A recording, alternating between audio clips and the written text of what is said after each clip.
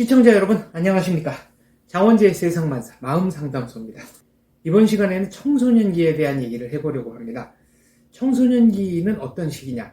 자기 정체성을 확립하는 시기죠. 우리 몸을 컴퓨터에 비유하자면 유아기는 기본 프로그램을 까는 시기라고 할 수 있고요. 청소년기는 1차 업그레이드가 일어나는 시기라고 말씀드릴 수 있겠네요. 이 시기에 문제가 생기면 평생을 주관 없이 자기가 누군지도 모르고 자기의 희망보다는 다른 사람의 기준에 맞춰서 살아갈 가능성이 높습니다. 다른 사람의 인정에 목을 매다 보니까 다른 사람과 마음을 나누는 정서적 관계를 형성하기가 어렵습니다.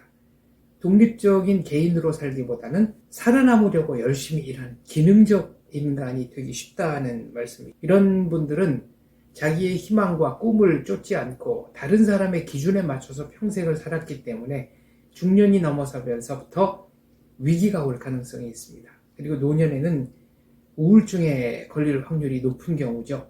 본인이 생각하던 것과 본인의 실체 사이에 간격이 굉장히 벌어지면 우울증에 빠지게 되는 것은 아닌가 그런 생각이 드는데요. 어떻게 보면 뇌가 더 이상 스트레스를 감당할 수 없으니까 신체 기능만이라도 살려두자 그런 면에서 휴즈를 내리는 건 아닌가 그런 생각을 한번 해봤습니다.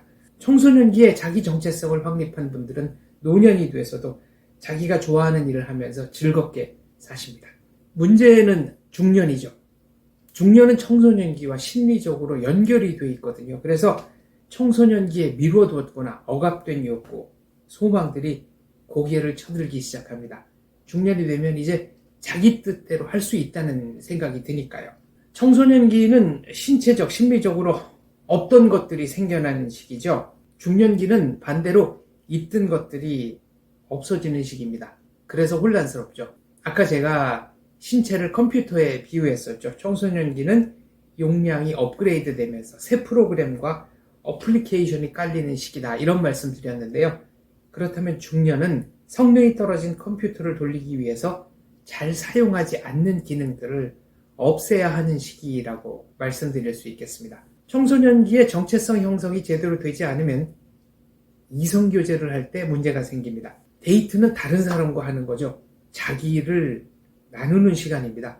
돈, 시간, 에너지를 써서 상대방을 만나는 것이 바로 데이트죠.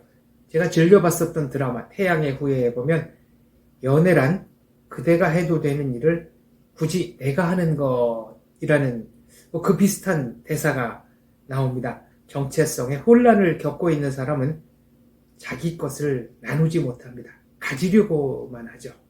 그래서 두 가지 경우가 나타납니다. 첫째는 상대방에게 올인하기, 또 다른 하나는 상대방을 지배하기입니다. 횃불 트리니티 신학대학원 대학교 김용태 교수님에 따르면 미국의 경우에 전체 여성 살인 피해자의 47%가 애인이나 배우자에 의해서 목숨을 잃는다고 하네요. UN 마약범죄사무소 2013년 통계라고 하죠.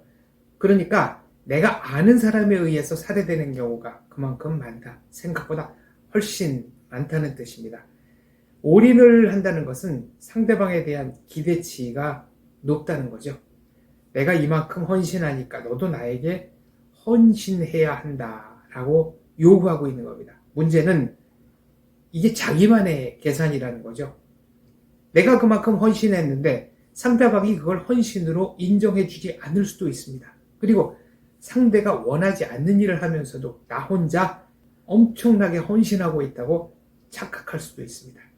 그런데 상대방으로부터의 반응이 나의 기대치에 영 미치지 못할 때 배신감을 느끼고 이 배신감이 분노로 변할 수도 있다는 거죠. 상대방에게 올인할 때 전형적으로 나타나는 행동이 상대방을 무한정 쫓아다니는 것, 스토킹입니다. 본인들은 로맨틱하다고 생각하겠지만 사실은 다른 사람을 믿지 않거나 인격적으로 대우하지 않는 심리가 바탕에 깔려 있는 거죠. 셀프 센터드, 자기 중심적인 행동입니다. 자신이 원하는 것을 상대를 괴롭혀서라도 얻으려고 하는 것이 바로 상대방에게 올인하기, 스토킹입니다. 상대를 지배하려는 사람들이 보이는 행동에 대해서는 다음 시간에 말씀드리겠습니다. 시청해 주셔서 감사합니다. 지금까지 장원재였습니다.